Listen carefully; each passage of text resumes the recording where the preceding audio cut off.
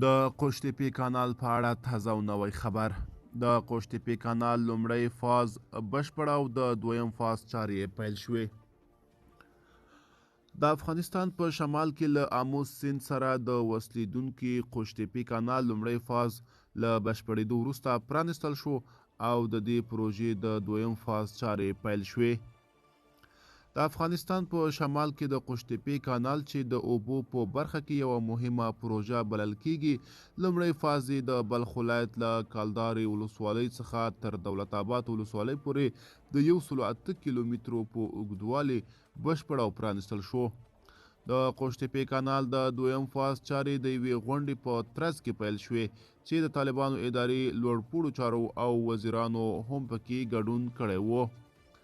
د طالبانو ادارې د ریاست الوزرا اقتصادي مرستیال ملا عبدالغني برادر ویل چې قوشتېپې کانال پروژه د نړیوالو مرستندویو بنسټونو له مالي او تخنیکي مرستې پرته د افغانستان له ملي بودیجې تطبیقیږي او دا چې تخنیکي چارې هم د افغانانو پر غاړه دي.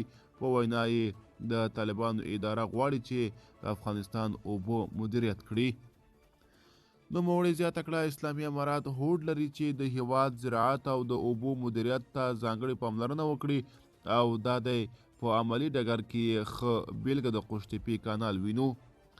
د طالبانو اداري مرستیال مسلینو په وینا د قوشتېپې کانال درې برخې لري چې د دویم فاز چارې نن پیل شوې او د 15 کیلومترو په اوږدوالي به بشپړ شي. د طالبانو اداري مالی وزارت پر رسمي ویبپاڼه د قوشتېپې کانال د لګښت په تړاو لیکلي د دغه سترې او ملي پروژو ټول مالی لګښت د خپل کور افغانستان له ملي بودیجې ورکول کیږي چې 8.2 میلیارده افغانۍ کیږي. د قوشتېپې کانال جوړېدل د افغانستان د یو شمېر ګاونډیو هیوادونو اندېښنې راپارولې. څو اونۍ وړاندې د ازبکستان ولسمشر شوکت میرزیوف د ارال جهیل د ژغورنې صندوق د غړو هیوادونو په سرمشریزو کې اندېښنه څرګنده کړه چې د قوشتېپې کانال جوړول به په منځنۍ اسیا اغیز وکړي. دا کانال به د منځنۍ اسیا د اوبو رژیم او انډول بدل کړي. د رسنیو د ریپورټونو له مخې میرزیوف ویلي چې د دغه کانال په جوړولو کې د افغانستان فعال کار او د هغې بشپړېدل به په منځنۍ اسیا کې د اوبو سیستم او تعادل بدل کړي.